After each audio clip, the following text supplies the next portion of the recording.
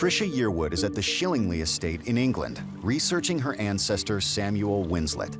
She's about to find out how deeply involved Samuel was in a 1765 deer stealing incident, a crime punishable by death. This letter is dated June 22nd, 1765.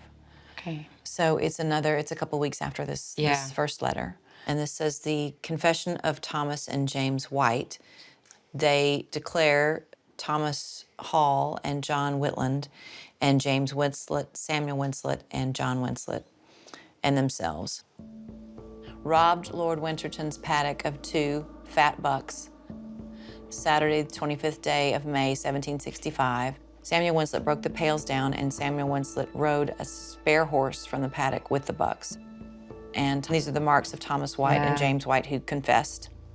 My gathering from this letter is that these 2 brothers, Thomas and James White, they decided, look, we'll come forward, we'll get the money, we'll confess. And they've kind of implicated the worst of everything on everybody else. Yes, absolutely. But they've definitely implicated by name 3 of the brothers that I know of. Yeah, that's right. He's accused of a very serious capital crime. Wow. Yeah. Why don't you have a look at our last document? Okay.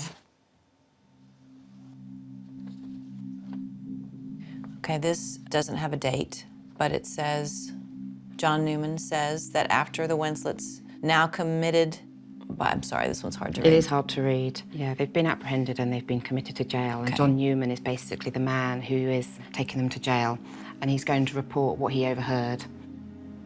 He heard Samuel Winslet say that he hoped he should not be hanged, but if he was, he had neither wife nor child, nor father nor mother to cry for him, and that it's no matter to himself. And from what I've learned so far, he has no family. You know, he has his brothers, but he's lost both his parents. He doesn't have a wife or a child. It sounds like sort of a desolate man, a young man. I mean, at 19, to feel like my life, I don't really care if I'm hanged, then that's fine, and if I'm not, that's fine. I mean, that's a sad, sad statement. It's heartbreaking.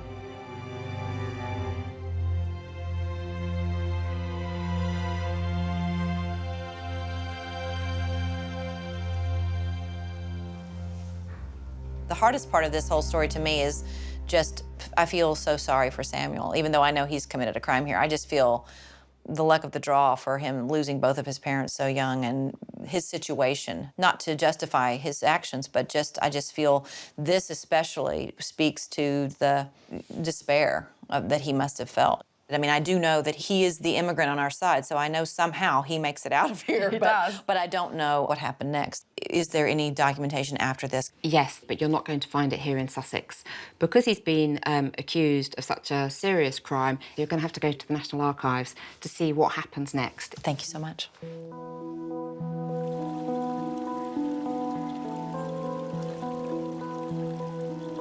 I was really heartbroken when I read what they said about Samuel's state of mind. I mean, it really just made me want to cry, you know, that feeling of you just felt like there's no hope. If I didn't know his history, if I just heard a relative of yours broke into someone's private property and killed animals and stole them, I would think he's just a criminal. You know, he's just a common criminal and has no character. But it's hard for me to say that knowing his life up to this point, knowing what he's been through. From what I know about my grandmother and the people in my life and my history, what I know of them makes me believe that their character came from someplace good. And so I want to believe that Samuel learned from this experience and was able to take all the bad things that happened to him and turn it around. I definitely want to believe that. I know Samuel lived to be 85 years old, so I really want to find out how he managed to escape hanging and instead make his way to Georgia. So I'm heading to the National Archives in Kew to meet with English historian James Horn, who's been looking for records on Samuel after his arrest. Very nice to meet you. Nice to meet you. Welcome to the National Archives. Thank you. I've done a little bit of digging around, and I've come up with some records for us to look at. Wonderful. So we'll start with this one. And this record is from the assizes And can you tell me what the assize is for the American who doesn't know what that means? Yeah, so the assizes were the most important courts that were meeting in the counties.